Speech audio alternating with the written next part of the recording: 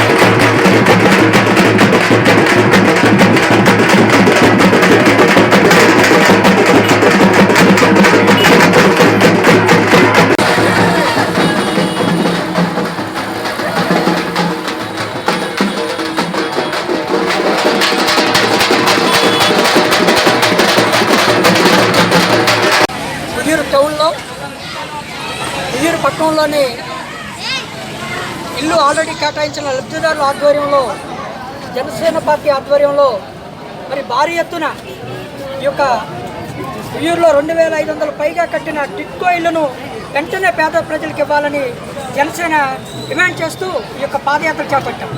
ఎందుకు డిమాండ్ చేశామంటే ఇక్కడ ఇల్లు లేని పేద ప్రజలు మరి చాలా ఇబ్బంది పడుతూ మేము ఈ పట్టణంలో చూడటం జరిగింది.